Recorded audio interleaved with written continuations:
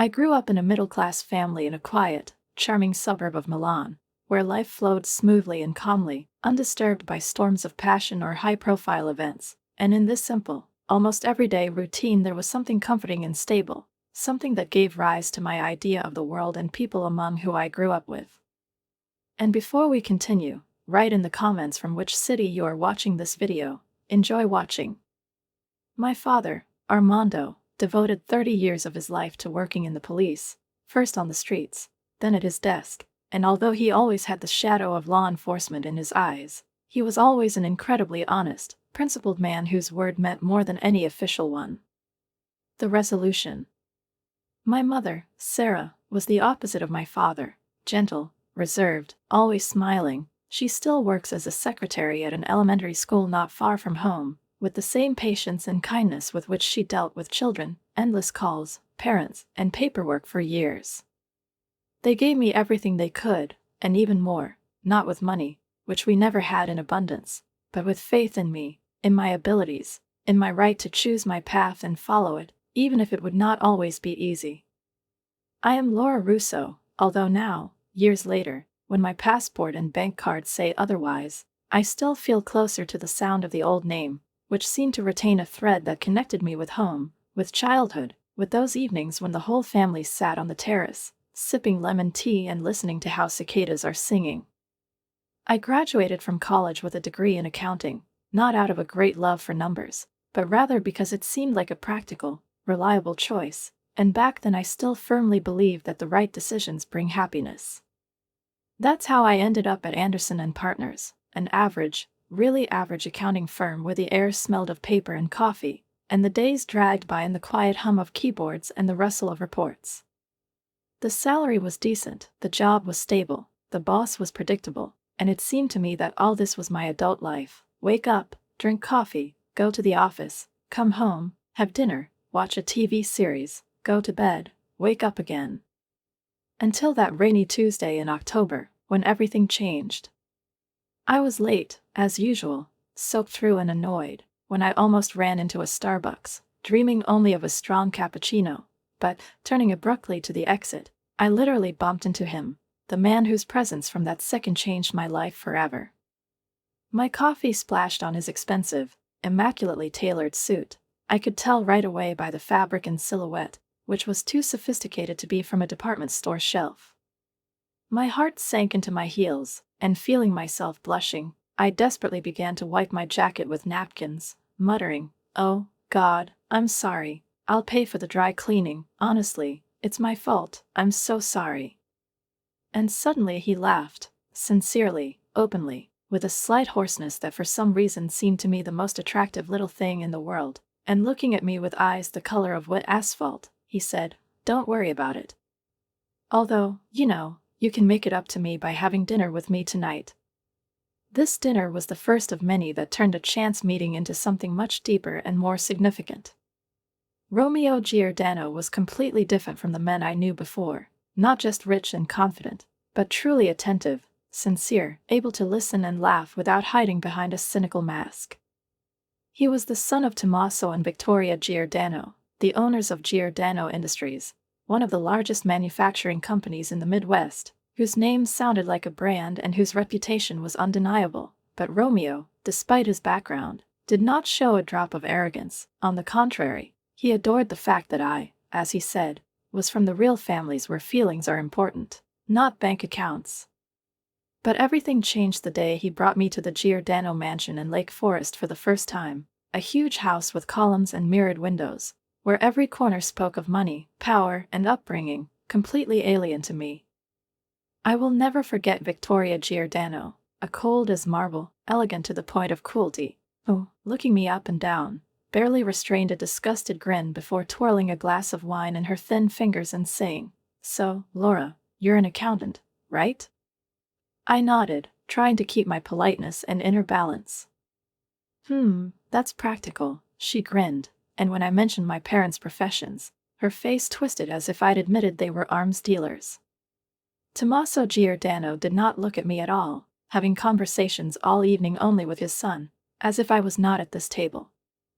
And yet, when Romeo proposed to me 3 months after that ill-fated meeting, I said yes without hesitation.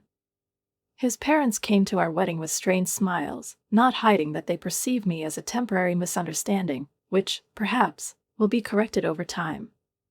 I was hoping that love would win. I thought that love would be enough. After our honeymoon in Bali, filled with endless sunsets, palm trees, the rustle of waves, and the feeling that the whole world was narrowed down to two lovers, Romeo and I moved into his luxurious apartment in the center of Milan, with high ceilings, white walls, mirror-polished floors, and huge floor-to-ceiling windows, from which there was a panoramic view of the lake, shimmering in the morning sun so that it seemed as if the water under the city's feet had crumbled into pieces of light. It seemed to me that I was living in a dream that had miraculously become my reality, so far removed from the modest house in the suburbs where I spent my childhood that at first I could hardly believe that all this was really happening to me. 2 months after the wedding, when I first felt that slight, almost imperceptible, but so recognizable dizziness in the morning, I immediately realized that I was pregnant. And when I told Romeo about this, he wasn't just happy. He literally took off like a child who received the most coveted gift for Christmas, picked me up in his arms, spun me around in the middle of our spacious living room, laughing and kissing my hair, and, for the first time in all our time together, seemed to really open up, allowing himself to be not only a husband, but also a father, full of expectation, tenderness, and delight. Even Victoria and Tommaso, always restrained, even cold in their gestures, seemed to have softened a little, although Victoria, without betraying herself, still could not resist a taunt, saying with a thin smile, "Well, at least the child will have a good upbringing on the one hand." Our son, Tommaso Jr., whom Romeo insisted on naming after his father, was born on a snowy December morning when the city was covered with a white blanket, and the moment I first picked him up, I felt the warmth of his tiny body pressing against me. Everything else, Victoria's coldness, conversations behind my back, hints about the accountant who married the boss's son, no longer mattered. The first 2 years, despite my fears, were really good. Romeo turned out to be that rare man who took fatherhood not as a duty, but as a blessing, came home early to play with Massino, read him fairy tales, took us both to the park, patiently explaining to his son how the fountains work or why birds fly, and in those moments I thought I was lucky. I worked part-time at home as an accountant, in between feeding, washing, and taking care of our house, not because I urgently needed money, but because it was important for me to preserve myself, not to lose myself only in motherhood and everyday life. Romeo's parents, although they did not love me as I had secretly hoped, adored their grandson, showered him with gifts, bought clothes, toys, books, and demanded regular visits, turning their meetings with Massino into small parades demonstrating wealth and exclusivity. But everything started to change around our son's 3rd birthday. Romeo began to stay late at work, first for half an hour, then for an hour, then for 2, and more often with the same tired, almost automatic explanation. "The project, Laura, you don't understand, everything is very serious." The one who used to rush home to catch the evening story now came when Massino was already asleep, and I was sitting in the semi-darkness, listening to the sounds of the elevator approaching, and every evening I convinced myself that everything would get better. But everything changed that Thursday when Victoria suddenly appeared on our doorstep, immaculate as always, with an Aries scarf perfectly tied around her neck, despite the chilly wind. She came in uninvited, her gaze as sharp as a blade, and her voice was cool as she said, "Could you explain why you weren't at the company's gala last night?" I froze, not understanding what she was talking about. "What kind of gala?" I asked, to which she replied with contemptuous condescension, "Don't play dumb, Laura." It was Giordano Industries' anniversary night, and all the executives and their wives were there. Except for you. I felt sick. I really didn't know anything, and that evening, when Romeo came home at 11:30, loosened his tie and stopped on the threshold, saw my face, and asked, "Why didn't you tell me about the gala concert?" He sighed, poured himself a whiskey, and said softly, "Look, Laura, let's be honest. You wouldn't fit in. You're too simple for such events. The other directors' wives know how to behave. They talk about art, wines, and summer homes in the Hamptons. And you would talk about your mom's adventures in the school cafeteria or your dad's police stories. It was a blow. "I'm your wife, Romeo," I whispered. "You should be proud of me, not ashamed." He shrugged his shoulders. "When we met, yes, your simplicity was charming. But now I'm the finance director. I need a wife who can do more." That night, I went to bed alone, crying, clutching a pillow to me like I used to hold a teddy bear in my childhood, telling myself that he was just tired, that it was all because of work, that everything would pass. But deep down I knew that something had cracked between us. And there was no longer any certainty whether it could be fixed. It was Tuesday when my world collapsed. Romeo texted again that he was late, and while I was cleaning, I went into his home office to put away the cup, and noticed that his laptop was left open. The screen glowed as if it was calling me. I've never spied before. I trusted him no matter what. But at that moment, something made me stop. Maybe it's intuition, maybe it's just fatigue from constant lying. I went over and sat down at the table, and that's when I saw this, a conversation with a woman named Sophia Rossetti. My hand trembled as I began to read. There were hundreds of messages going on for weeks, months. Sophia turned out to be a new marketing executive, hired a year ago. When I looked through their correspondence, I was really shocked, and not just by the fact of betrayal, but by the humiliating, openly mocking manner in which my life, my marriage, and my motherhood were discussed. In one of the messages, Romeo wrote mockingly, "She had dinner with the village idiot again," meaning me, his wife, the mother of his child, the one with whom he vowed to share everything, both joy and pain. "God," Sophia replied, "I can't believe you have to go home to her. Poor kid, don't worry, I'll fix it tomorrow." They talked about me the way they talk about broken furniture or an old dress that you don't want to wear anymore, with disdain, with disgust, with cloying, false sympathy. And it wasn't just words. There were photos of jewelry that he bought for her, weekend trips that they went on together, while he told me that he was going to business conferences, meetings, strategic sessions. I didn't sleep all night. My fingers were shaking as I copied everything to a USB stick, typed key letters, took screenshots. Every mouse click was like a blow to my heart, but I knew I had to save the evidence, because for the first time in a long time I stopped hoping and started preparing for war. When Romeo finally came home at 7 in the morning, his shirt was rumpled, his tie was loose, his face was tired but not repentant. I was sitting at the kitchen table, the pages with his betrayal, printouts, photographs were spread out in front of me, and there was no more pain or anger in my chest, only a strange, icy feeling calmed down. "Explain," I said, holding one of the letters in my trembling fingers. "How could you do this to me, to our family?" He didn't recoil, wasn't embarrassed. He laughed. He really laughed. "Come on, Laura, did you really think you were good enough for me?" he said, dismissively, almost lazily. "Sophia is everything. She is sophisticated, sexy, exciting. When was the last time you tried to look good for me?" I was speechless. "I took care of our son," I whispered, "while you were fooling around, having romantic weekends and buying diamonds for other people's women."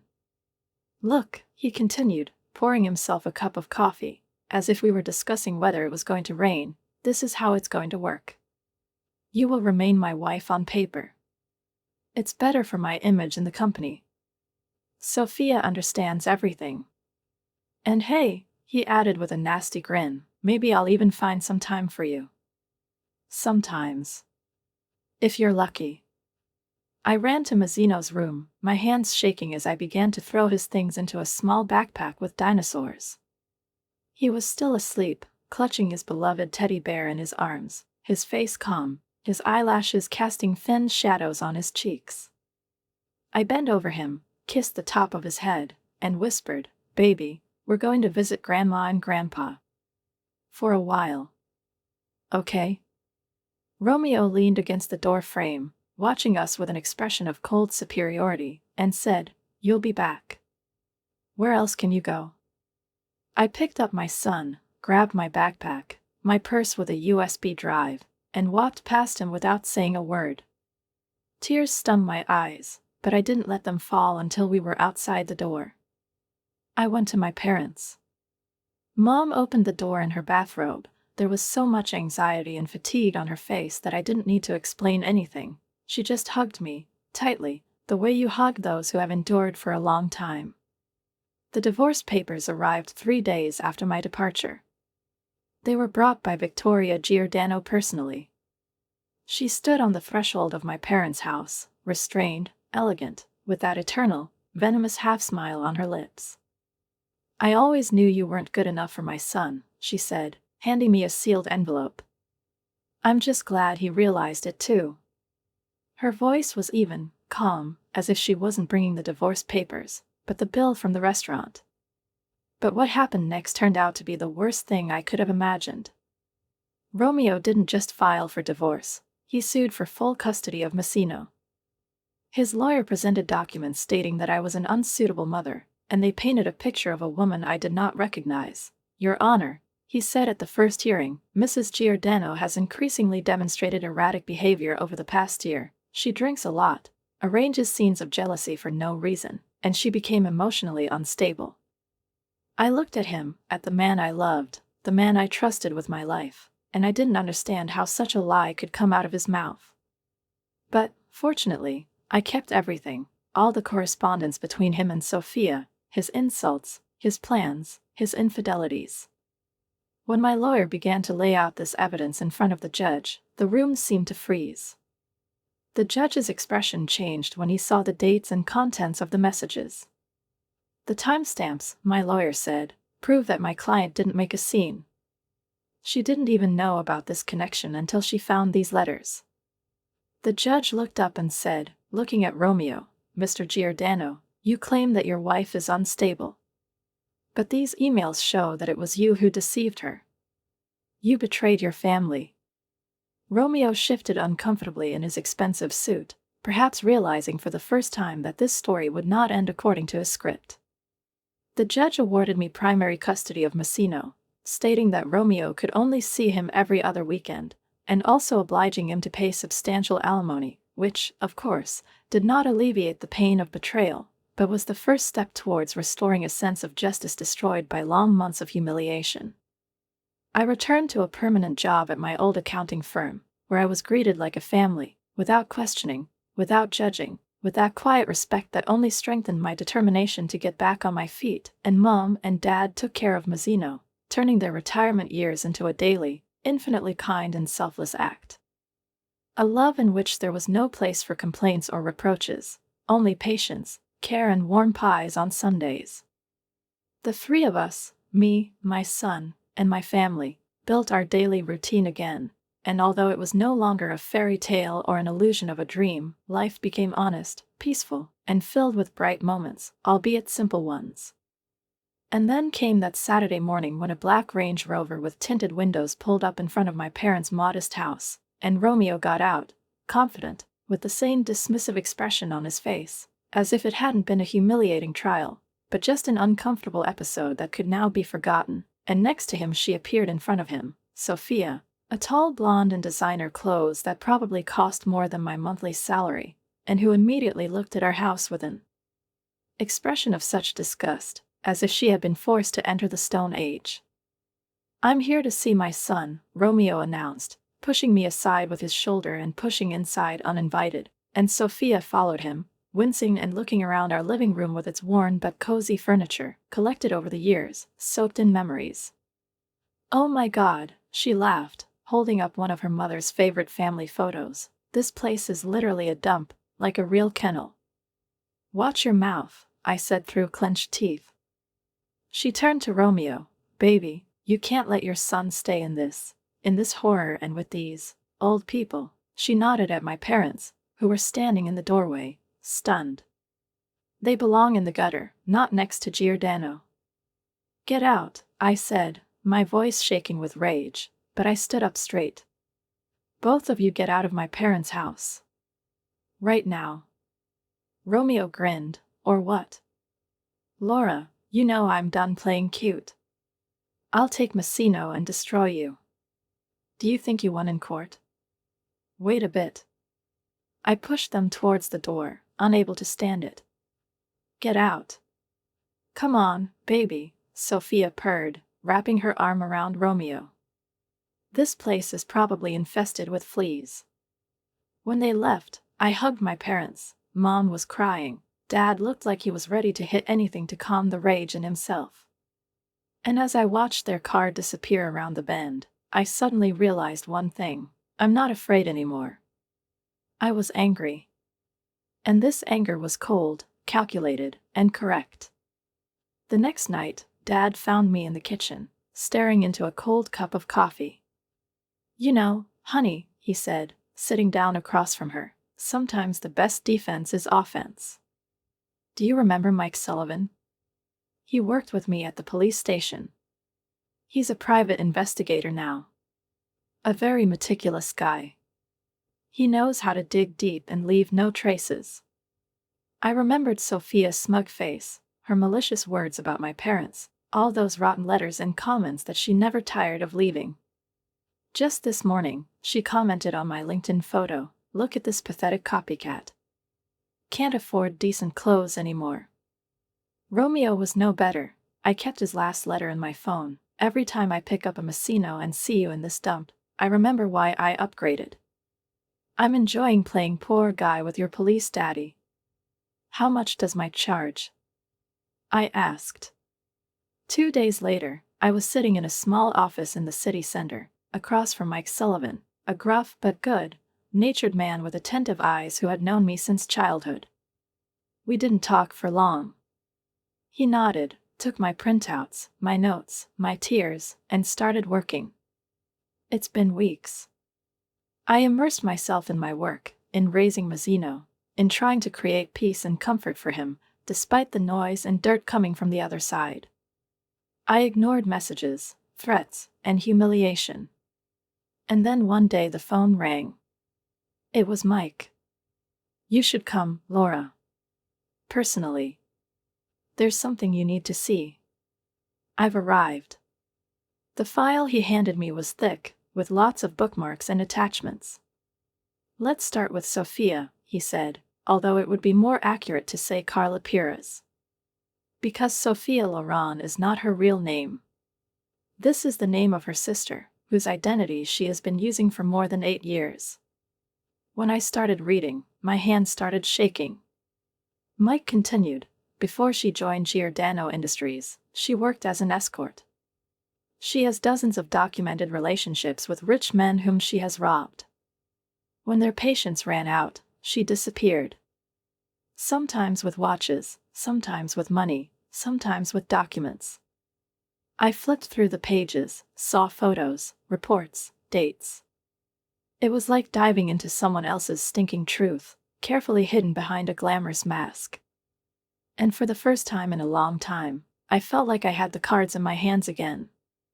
She had different names in different cities, and she always disappeared a step before the situation got too hot, leaving behind only muddy footprints, suspicions, and men with empty wallets and shattered illusions. But what she did at Giordano Industries was disproportionately worse, a crime wrapped in silk.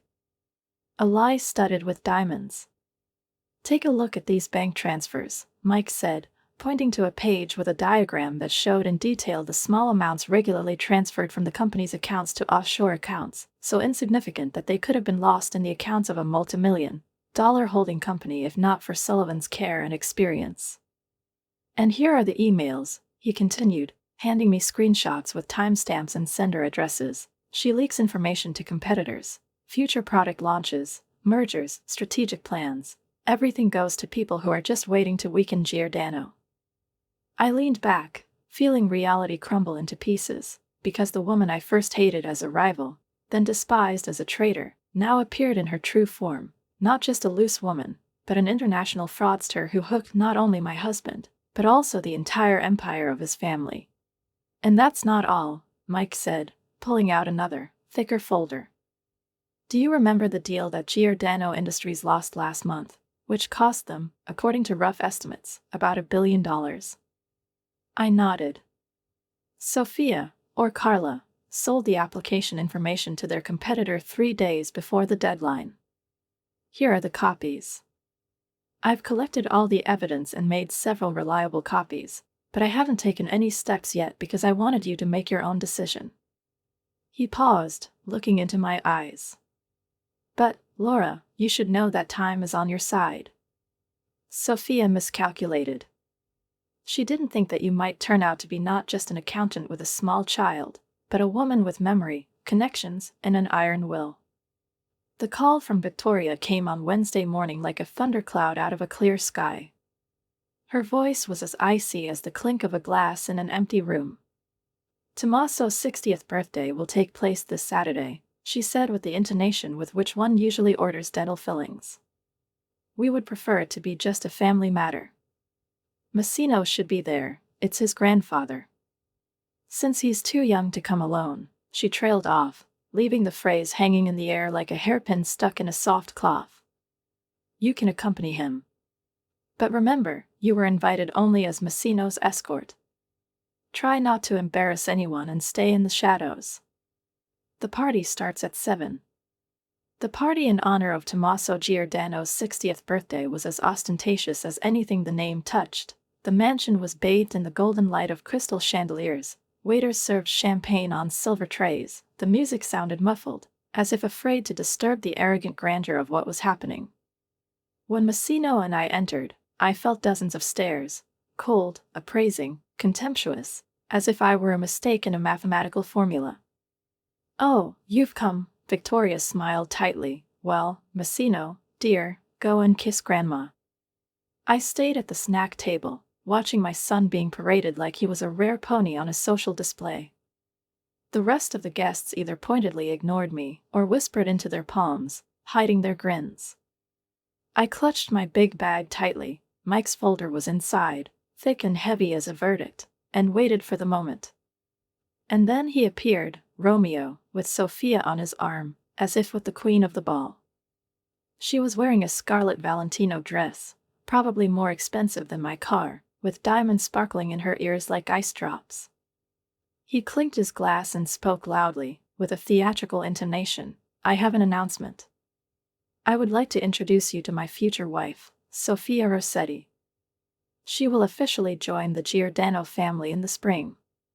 Victoria rushed forward, hugged her, beaming. Finally, a woman worthy of the name Giordano. Harvard. Education. A wonderful family. Unlike some people. Tommaso nodded, giving me a look full of contempt. Sophia was the center of attention. The whole room revolved around her, and when she said, "I feel so blessed to join such a respected family. I promise to be the wife that Romeo really deserves," I realized that this is my moment. I stepped forward, raised my hand, and said loudly, "I have something I want to share about the future, Mrs. Giordano." Romeo tensed. "Laura, don't make a scene." I pulled out the first document and held it out. "Tell me, Sophia. Or maybe I should address you as Carla Pires. How do you think your sister will feel when she finds out that you stole her identity?" The color drained from her face. "What is she talking about?" Victoria demanded, and there was a ringing silence in the room. "Oh, didn't she mention that she lives under her sister's identity card?" My voice sounded smooth, almost soft, like that of a teacher starting a lecture, and only those who knew me well could hear in that calmness a steely note of determination, restrained rage, and fragile but unbroken pride. The real Sophia Rossetti is a schoolteacher in Minnesota, married, mother of 3 children, and her profile can be found in the Hennepin County School Registry. And this woman, I pointed to her haggard, white-faced face, to the thin fingers clutching the clutch as if it could save her from what was about to happen, is Carla Pires. A former escort and professional con artist with a track record longer than the guest list at this party. "She's lying." Sophia screamed, but I was already pulling out the documents, laying out folders of evidence one by one in front of Giordano's shocked eyes, photographs, bank statements, police reports from 7 different states. "And here's my personal favorite," I continued, feeling heart skip a beat in this perfectly oiled, elegant, but now crumbling system, bank transfers showing how she siphoned money out of Giordano Industries, in small trenches, methodically, carefully, almost artistically. "And now look at these emails," correspondence with Wagner Manufacturing, with Collins Corporation. She's been selling them information, key, confidential, for months. Tommaso Giordano, whose face was turning the color of a volcano before an eruption, snatched the papers out of my hands. A deal with Wagner? Merge with Collins? Was that you? His voice shook the room. I can explain everything. Sophia babbled, stammering, retreating, as if hoping to find an excuse in the air that would suddenly clarify everything, but in her eyes, panic was already replacing calculation. The real Carla Pires, I said, not taking my eyes off her for a second, has 7 cities, 7 names, 7 rich men behind her, whom she has robbed to the skin. And now it looks like Giordano Industries is number 8. The room became deathly quiet. I could see their faces changing as they read the evidence. Romeo's confusion, Victoria's amazement, Tommaso's rage, Sophia's own panic, and the atmosphere was getting thicker by the second.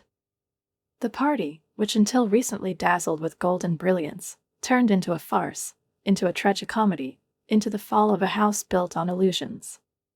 Tommaso, whose face had turned an alarming shade of purple, shouted, "Get out!" His voice shook the walls. "Get out of my house before I arrest you right here." "Tommaso, dear." Sophia held out her hand, as if her touch could fix everything. "It's all a lie. I can explain everything." "Explain," he growled, shaking the papers in front of her face. "Explain how you cost us the Wagner deal. This contract cost us millions. And Collins? You fed them all of them."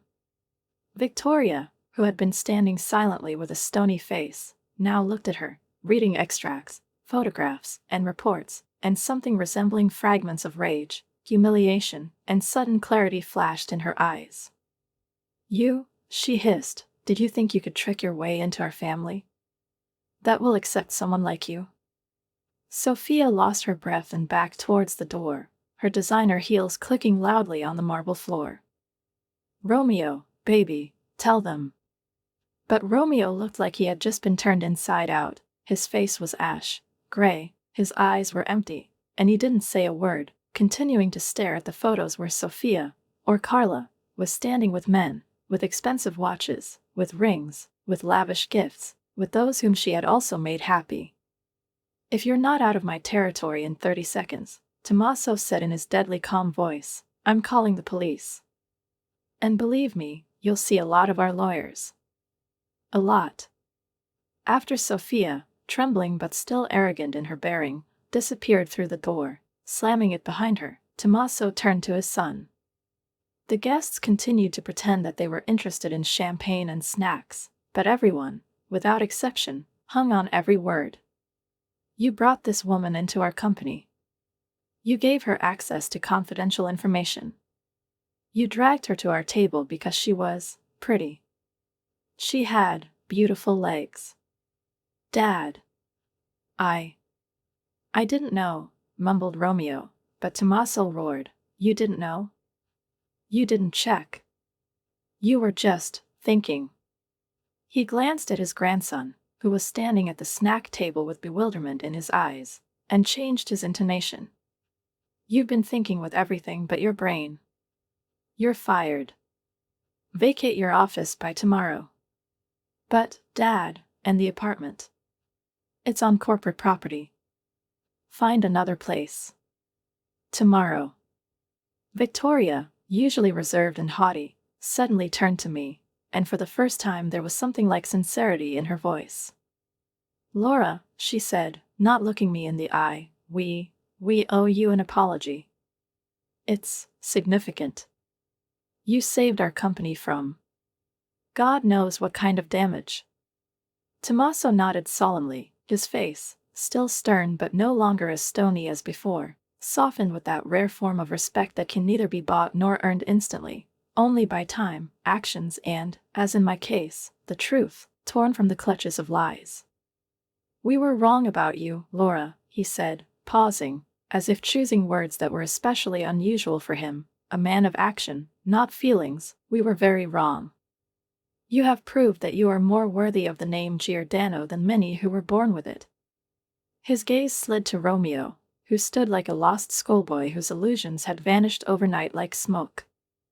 3 days after that memorable party, Sophia, or rather Carla Pires, was arrested at the airport when she tried to board a flight to the Cayman Islands, with forged documents, cash neatly packed in designer luggage, and a mobile phone, which, as it later turned out, had enough evidence to accuse her of not only in corporate espionage, but also in years of fraud, extortion, and identity forgery. The evidence I gathered was just the beginning. The lawyers of Giordano Industries, inspired by my actions, began their own investigation and found entire digital deposits of dirt, schemes, transactions, hidden connections, and names through which Carla built her web. She was facing serious charges, legal proceedings, and most importantly, public exposure that no lawyer could wash away. Romeo, as I heard, temporarily moved in with an old friend while he was looking for a new place to live and, apparently, a job, which turned out to be not as easy as it might have seemed to him before. No reputable financial company sought to hire a man who was fired for catastrophic negligence, which barely allowed him to. The whole corporation didn't collapse. It's been 6 months since Tommaso Giordano's birthday changed everything. Now I'm sitting in my new apartment, not as luxurious as the one where Romeo and I lived, without panoramic windows and glossy surfaces, but ideal for Mazzino and me, filled with light, comfort, and that tranquility that money cannot buy. This apartment was given to me by the Giordano family as a token of appreciation, a gesture of generosity and recognition, which, I admit, I initially accepted with caution. "It's the least we can do," Tommaso said, handing me the keys with the same businesslike seriousness with which important contracts are signed. "After all, well, you know. It is located in a good area, not far from the school, where Mazzino feels comfortable and where his teachers love him. His room is decorated with posters of superheroes, a collection of Spider-Man and Batman, and my small home office, where I once again lead clients and compile reports, overlooks a park with alleys that are pleasant to walk through after dinner. It's not a penthouse with a lake view, but it really feels like home, in a way that luxury has never given me. There's love, order, and the freedom to be myself." Romeo moved to California a month ago. He calls Mazzino every Sunday at 7 p.m., as scheduled, mechanically, and with restraint. Their conversations are short, and Mazzino is still too young to talk on the phone for long, but he smiles when he hears his voice, and as hard as it is for me to admit it, I'm glad that at least this is how he tries to be a father. He never asks me to answer the phone, and that's fine with me. Some bridges have been burned too thoroughly to cross again. The biggest changes have not happened in my life, but in the Giordano family. Victoria, who was once cold and aloof, now visits us at least once a week. Usually with gifts for Mazzino, but sometimes just to talk. The real shock for me was that a week ago she brought an elegant orchid to my windowsill, white, delicate, as if speaking her language. But the absolute shock was the dinner that Victoria and Tommaso invited my parents to. I was nervous. The last time they were in the same room was at my wedding, and then the class difference was felt almost physically, like tension in the air before a thunderstorm. But that night it was different. I watched, restraining my surprise, as Tommaso asked my father with genuine interest about his service in the police, listening to stories that once seemed mundane to him, but now suddenly acquired weight and dignity. Victoria was discussing gardening, roses, transplants, cuttings with her mother, and at some point, towards the end of the evening, she turned to her and said, "Sarah, you and Armando have raised an amazing daughter. We regret that we didn't see this sooner." Mom replied with dignity, "We always knew what Laura was capable of. Sometimes others just need time to figure it out. Life has not become perfect. There are days when I miss the man I thought Romeo was, when I worry about how Mazzino will grow up without his father by his side, and I don't always know how to answer his questions. But then I look at my son, healthy, smiling, surrounded by care and love, and I realize that we are coping." Last night, I caught him looking at an old photo from our wedding day, where Romeo and I are still together, and I asked, "Do you miss your dad?" He looked up at me seriously, and I sat down next to him and hugged him. Sometimes, I answered honestly, but life doesn't always go the way we plan. Sometimes things go wrong before everything goes well. The main thing is to stay true to yourself. Later, when I put him to bed, covering him with a blanket of Marvel characters, I thought about how far we had come, from a simple girl, an accountant, once rejected by the Giordano family, to a woman who not only stood up, but saved them. Sometimes a happy ending is not what you expected. Sometimes he's better. Write a comment on what you think about this story and don't forget to subscribe to the channel and like it. See you soon.